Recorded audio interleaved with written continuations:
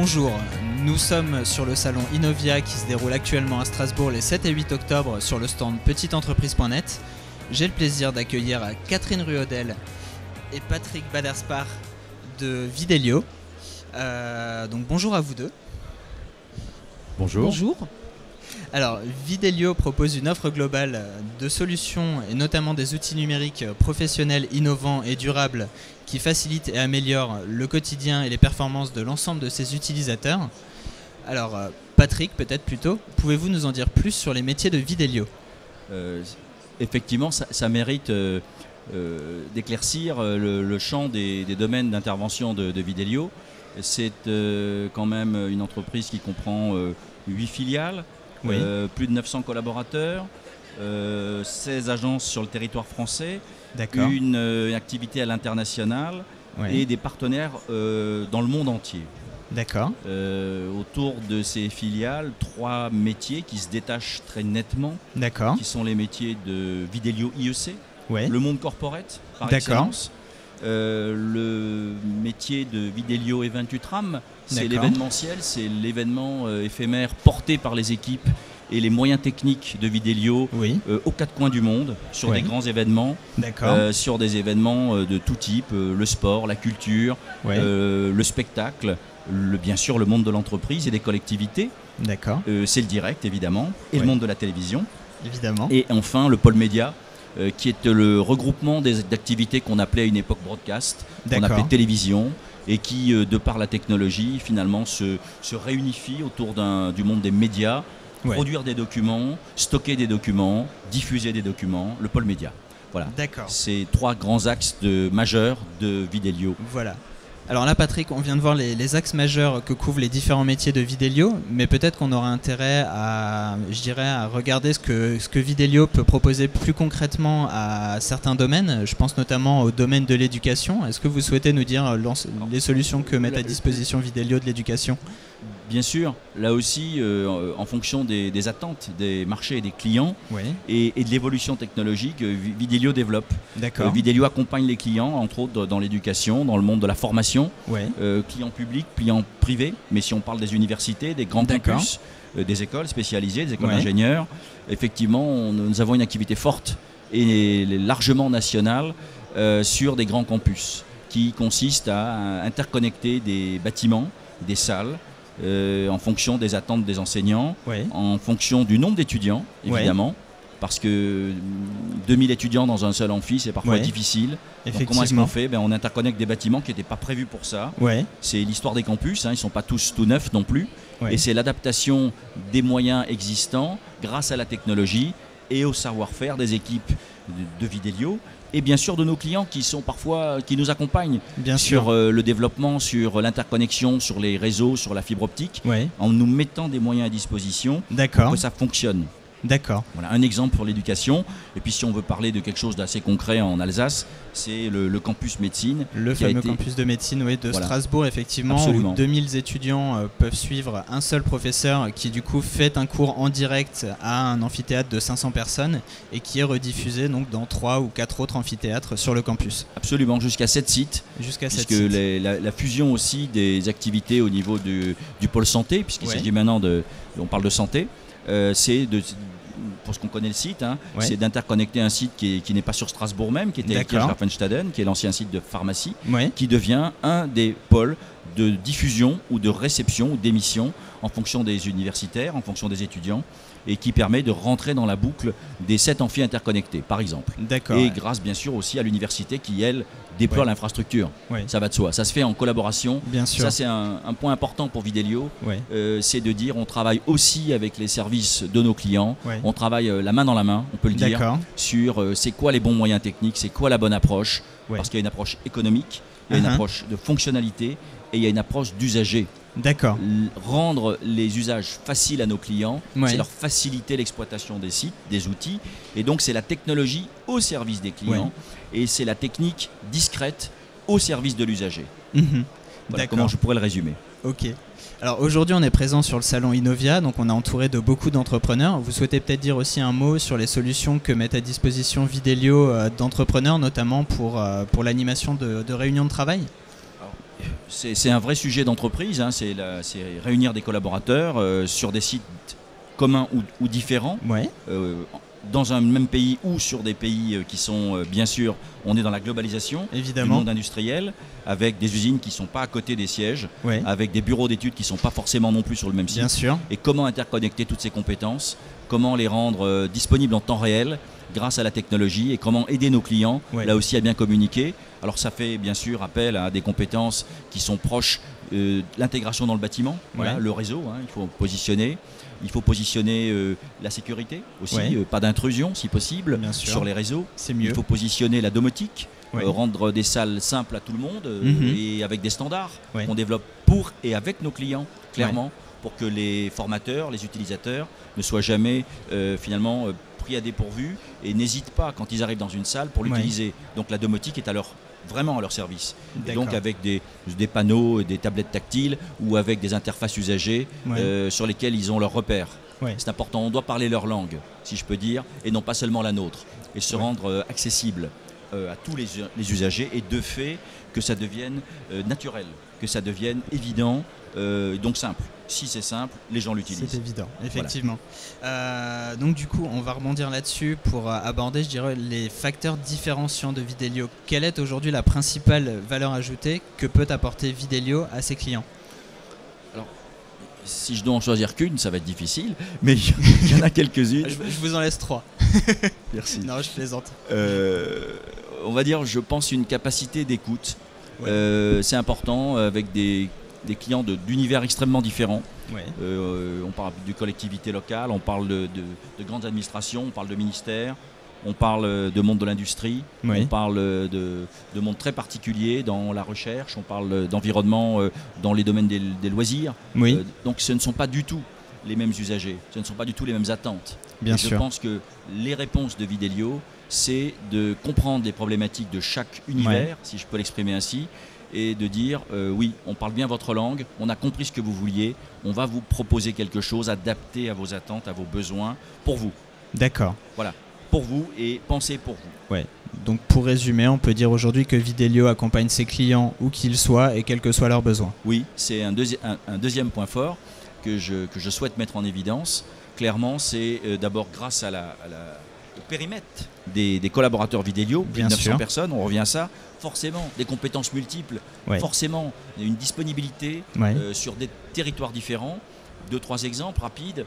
Le métier tout simplement de l'accompagnement, ça se traduit chez nous par ce qu'on appelle de la délégation de service. D'accord. Et les collaborateurs à disposition chez nos clients doivent avoir des missions précises pour ces clients qui ne sont pas les mêmes que celles des autres clients. Et de fait, ils sont formés, recrutés, sélectionnés avec ces critères. Et ils sont basés chez nos clients, là où ils sont. D'accord. C'est-à-dire, je pourrais prendre un exemple à Kourou, hein, en Guyane, donc, pour la partie du CNES. Forcément, c'est très particulier. Je pourrais prendre d'autres comptes situés dans le milieu de l'industrie à la défense, qui ont des sites de production multiples dans le monde.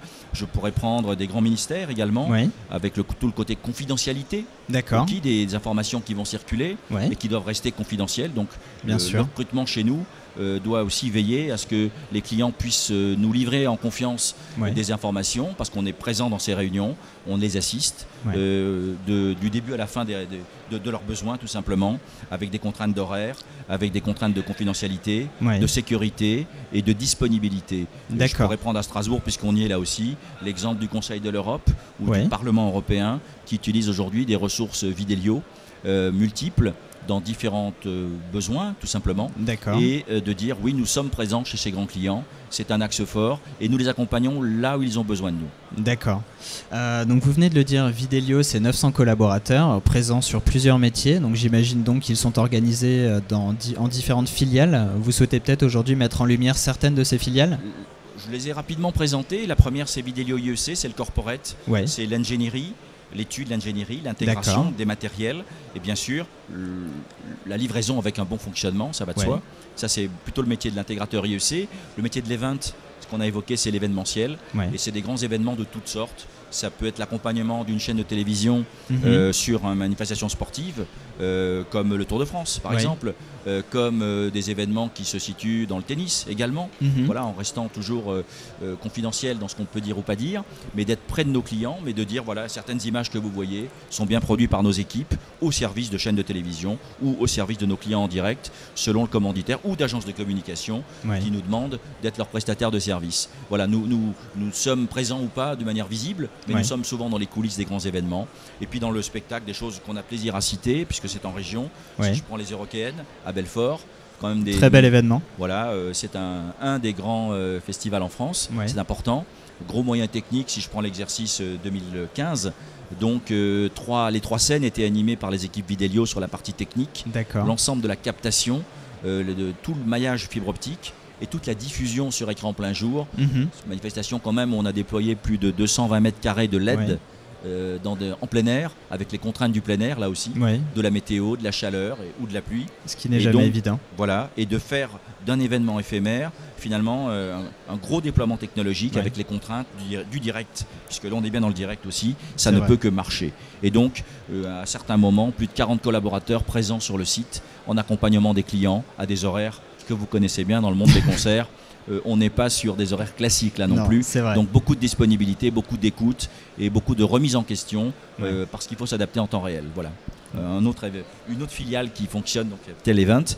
Et puis le pôle média qui va monter en charge parce qu'effectivement nos clients ont d'autres besoins, des besoins légers, de moyens techniques performants mais économiques. On est dans un monde où l'économie fait partie de notre univers, il faut faire des choses économiques et qui marchent. Et donc Videlio développe, c'est aussi le lab dont on parlera tout à l'heure, Catherine prendra la relève là-dessus, mais clairement développer des solutions économiques au service de nos clients en parlant d'une chaîne de télévision classique ou d'un car régie, d'un univers mobile de télévision, et puis de moyens parfois légers mais performants qui suffisent bien sûr pour être dans les normes de diffusion. Voilà, trois univers bien pratiqués chez nous. Et puis si je dois en citer un quatrième qui est un peu atypique mais tout à fait intéressant, c'est la filiale Videlio HMS qui est l'équipe des paquebots. Et du coup la plateforme États-Unis est à Miami entre autres. Et elle permet à Videlio HMS d'équiper les plus grands paquebots dans le monde, puisque les opérateurs se situent dans ces pays-là.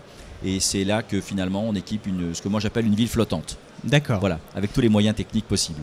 Alors je rebondis sur ce dernier mot pour peut-être pour vous laisser vous exprimer sur la présence à la fois nationale mais surtout internationale de Videlio. Donc je crois savoir que Videlio est présent dans différents pays. Vous venez de le dire, les États-Unis, mais ce n'est pas le seul. Bien sûr. Alors les États-Unis, on a parlé de la filiale HMS qui est un peu la tête de pont aux États-Unis, évidemment. L'Italie également, dans le nautique, qui est précieux, puisque les chantiers sont là-bas, comme étant à Saint-Nazaire. Mais là, c'est en France, évidemment. La métropole, avec les DOM-TOM, la Guyane, on l'a cité, ou les Antilles. Nous avons là aussi des plateformes. Et puis l'Asie, Hong Kong. Plateforme maintenant obligatoire pour travailler demain le monde de l'Asie et puis le monde des industries, des fabricants qui se situent là-bas, donc des contacts à créer. Et récemment, un peu plus d'1 an, une ouverture sur le Moyen-Orient, effectivement avec Dubaï. Ça veut dire des collaborateurs permanents qui pratiquent la culture locale, la langue locale, internationale, par définition, qui doivent s'adapter à ces environnements particuliers et qui sont donc finalement les ambassadeurs de Videlio dans ces pays pour aller accompagner les clients de demain et des nouveaux marchés dans les mêmes thématiques que celles que nous avons évoquées. Peut-être d'autres qui seront des nouvelles demandes.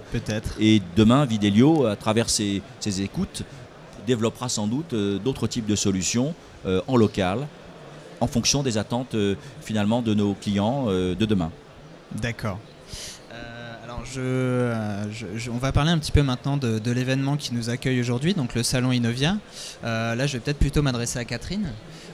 Catherine, c'est la première fois que Videlio est présent sur le salon Innovia ? Oui, c'est la première année que nous participons à ce salon. D'accord. Et qu'est-ce qui a motivé votre présence aujourd'hui ? Qu'attendez-vous de ce salon ? Alors, notre présence, il y a 2 raisons. Déjà, Videlio est à l'écoute des marchés actuels et futurs pour proposer toujours à nos clients des solutions innovantes et qui s'adaptent à leurs usages, comme l'a expliqué Patrick tout à l'heure. D'accord. Nous avons un pôle de recherche et développement qui s'appelle le Lab Videlio. Patrick en parlait tout à l'heure. Exactement. donc qui est entièrement dédié à l'innovation. D'accord. Donc ça nous semblait, ce lab a maintenant à peu près 2 ans d'existence, Ouais. et il nous semblait important et évident d'être présent sur un salon tel qu'Innovia, qui est dédié à l'innovation. Innovia, en tout cas, je pense, est content de vous accueillir tous les deux. L'un de vous deux souhaite peut-être ajouter un dernier mot à destination des personnes qui nous regardent. Toujours, puisqu'on est quand même un peu des communicants aussi. C'est un peu la raison de votre venue. Technique oblige. Oui, c'est de dire, Videlio, c'est un cas un peu unique dans ce marché qui vient de l'audiovisuel, hein, des technologies classiques, et qui a migré, qui a su s'adapter au numérique, au digital, à des choses qui étaient au départ assez étrangères au monde de l'image il y a quelques années, et qui ont fait que Videlio a migré et a complètement, en partant d'une histoire évidemment, hein, c'est une entreprise qui s'est développée par recrutement, de manière organique, mais aussi en récupérant, en ayant des acquisitions, des fusions d'entreprises au fil des années. Et de fait, c'est une histoire qui se construit dans un monde qui a migré vers les nouvelles technologies, qui n'a pas d'équivalent. Je tiens beaucoup à insister là-dessus, et qui continuera à se développer parce qu'elle est en permanence à l'écoute du marché. Le lab fait partie de ça. Et nous sommes sur des salons, sur des opérations, avec nos clients, avec des laboratoires de recherche, avec des universitaires. Je peux citer avec plaisir l'Université de Strasbourg, avec qui nous collaborons. Ce ne sont pas que des clients, je crois que ça aussi c'est un point. Ce sont aussi parfois des partenaires, presque, je dirais pas des collègues, mais clairement, il y a des échanges qui se situent en dehors du monde du business, en dehors de l'activité classique d'une entreprise, et qui permet de dire comment peut-on développer des choses innovantes ensemble, comment peut-on bien comprendre vos besoins, et comment finalement l'entreprise fait aussi son effort pour trouver des solutions et pour trouver des modèles de demain. Voilà, elle ne le fait pas toute seule, elle le fait bien sûr en partie, c'est son métier, mais elle le fait aussi avec ses clients, avec ses partenaires, avec les industriels du monde de l'image et du son et du numérique. Et c'est ce qui permet de faire avancer sans doute l'offre globale de services et d'équipements que nous proposons. Très bien. Eh bien, écoutez, je vous remercie beaucoup Catherine et Patrick. Je pense que ce sera le mot de la fin. Donc, nous étions sur le stand petiteentreprise.net au salon Innovia qui se déroule actuellement à Strasbourg les 7 et 8 octobre. Je vous donne rendez-vous dans quelques minutes. J'aurai la chance d'accueillir Mathieu Allaire de la société Diatem. Je vous remercie. Merci. Merci à vous deux.